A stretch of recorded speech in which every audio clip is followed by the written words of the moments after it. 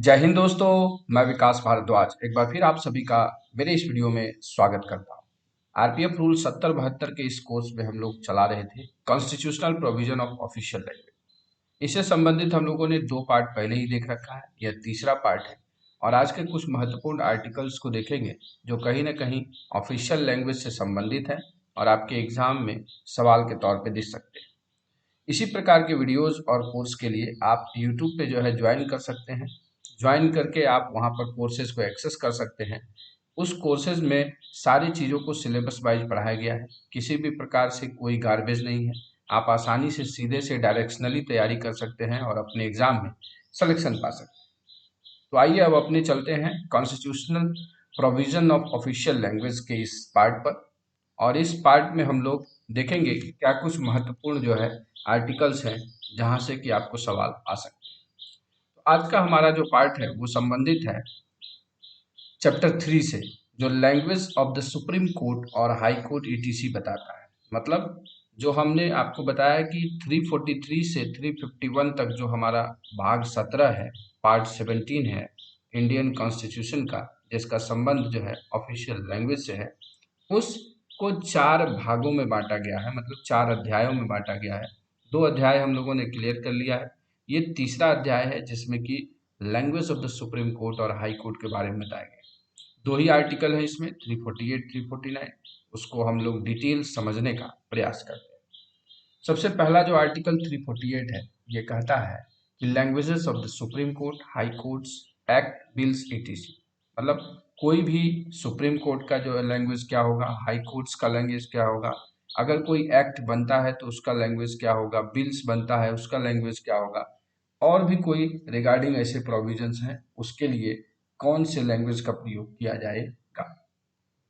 तो सबसे पहला बेसिक्स बोलता है कि language of the court. Language of the court में क्या बोलता है, कहता है कि अनटिल पार्लियामेंट, यहाँ पर देख लीजिएगा ये वाला कीवर्ड्स जो मैं अंडरलाइन कर रहा हूँ वो कीवर्ड है और वो एक क्वेश्चन का आंसर भी है।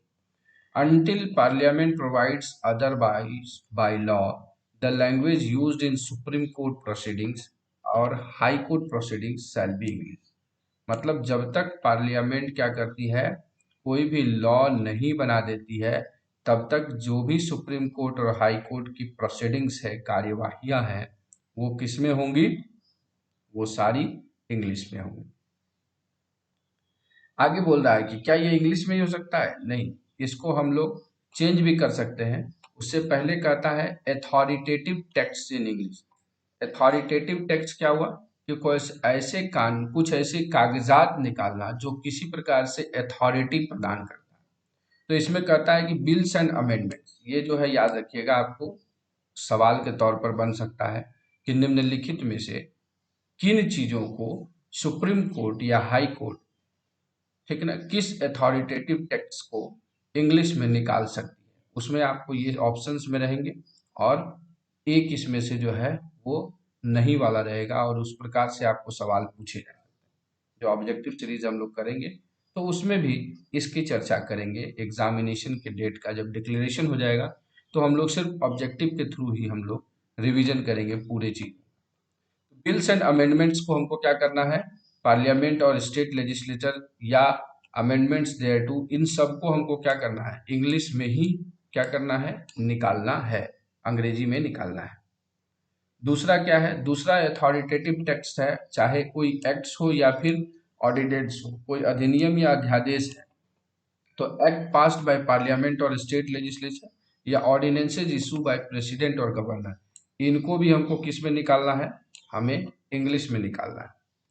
आगे है रूल्स एंड रेगुलेशन। कोई रूल्स एंड रेगुलेशन है, नियम और विनियम, ऑर्डर हो, रूल्स हो, रेगुलेशन हो, बाईलॉज हो, issued under the constitution of an और एनी लॉ, तो उसको भी हम किस में निकालेंगे, इंग्लिश में ही प्रोड्यूस करेंगे या पब्लिश करेंगे।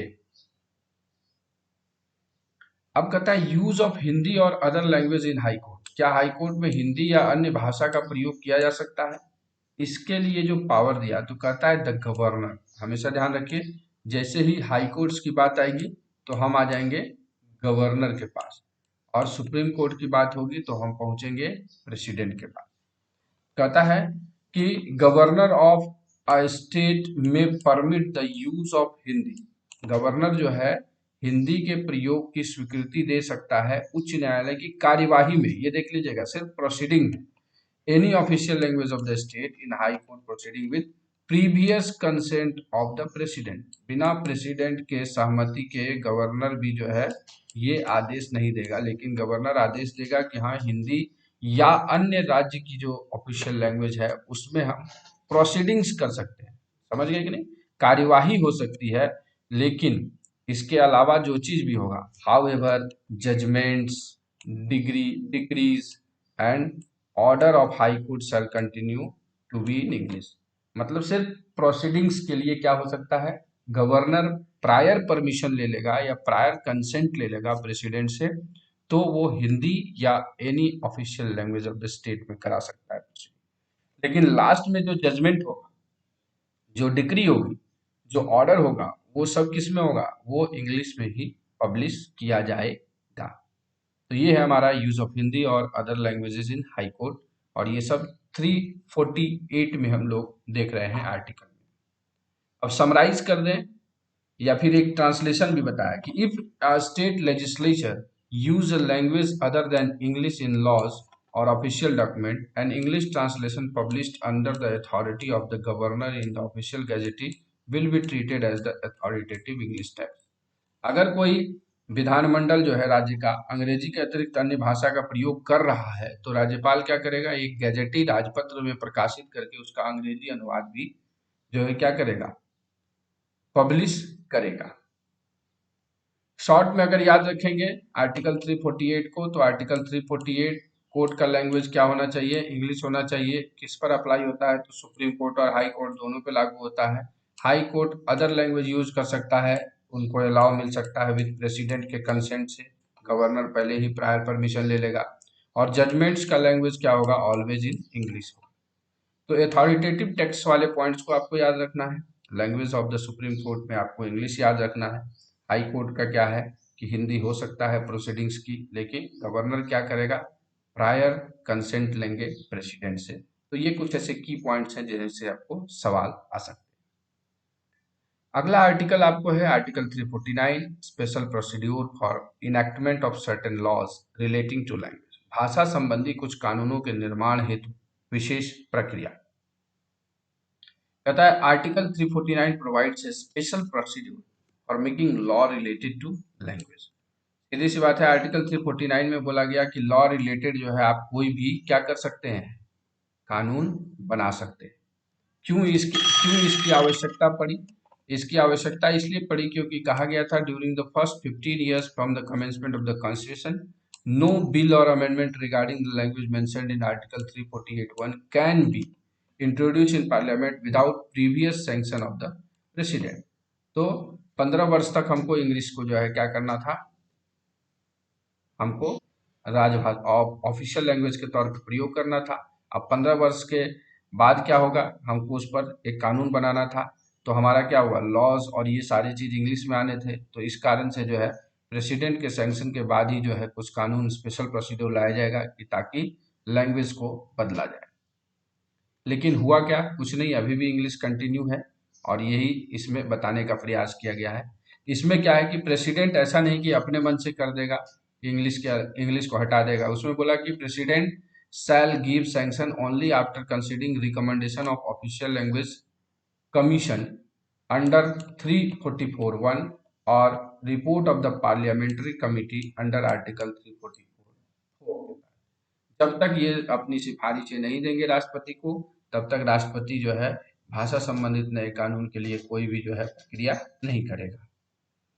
और 349 का उद्देश्य हमारा बस यही है कि to ensure a careful and gradual transition in language policy. ऐसा नहीं कि एक रात में सब कुछ कर दिया जाए और सारे लोग जो है गड़बड़ हो जाए। और to protect the interest of non Hindi speaking people, जो हिंदी नहीं बोल पा रहे हैं उन लोगों के हितों की रक्षा करना है। उन्हीं लोगों के कारण जो है अभी तक इंग्लिश को जो है कंटिन्यू किया जा रहा है, और यही हमारे भारत की खूबसूरती है। हमारा भारत का संविधान जब आप पढ़ेंगे तो संविधान में कहता है कि we are a welfare state, हम लोग लोक कल्याणकारी राज्य की तरह काम करते हैं, और इन चीज़ों के लिए हमको जिन चीज़ों की आवश्यकता है उसे हम करेंगे। और इसलिए आपको भारत में जो है बहुत सारी चीज़ें आप चाहते होंगे कि यह बदल जाए, ये चीज़ें हो जाए, लेकिन फिर भी उसको एट रैंडम या क्या कहा जाए, त्वरित रूप से नहीं बदला जाता है, क्योंकि वेलफेयर स्टेट्स की जो हमारी कामना है, जो हमारा मोटो है, वो कहीं ना कहीं डिस्टर्ब होता है। तो इसी चीज़ को देखते हुए धीरे धीरे इसको बदलने का प्रयास किया जा रहा है और अभी भी प्रयास जारी है। तो हम लोगों ने देखा कि language of the supreme court और हाई कोर्ट के संबंध में अगर की पॉइंट्स अगर देख लें 349 का, तो ये special procedure for language language law, भाषा संबंधी कानून की विशेष प्रक्रिया के लिए है। पहले 15 ईयर के भीतर बनाना था और इस पर कानून आया भी, लेकिन उसमें भी कहा गया कि हमको और थोड़ा टाइम लेना चाहिए इंग्लिश को हटाने के लिए। किसका प्रायर अप्रूवल चाहिए? तो प्रेसिडेंट का। और प्रेसिडेंट अप्रूवल कब देगा? जब कमीशन और कमेटी जो है इसका रिपोर्ट उनके पास सबमिट करेगी कि हाँ अब अंग्रेजी को हटा दिया जाए। एक लाइन में याद रखें तो 349 provides a special procedure for introducing language related laws during the first 15 year of the constitution. तो 15 साल जो है संविधान के जब लागू हुए होने होंगे तो कैसे हम कानून बनाएंगे, उसके विशेष प्रक्रिया के बारे में जो है बताता है आपको आर्टिकल 349। तो आशा करते हैं कि ये वीडियो आपको पसंद आया होगा और ये सीरीज आपके लिए लाभदायक हो रहा होगा।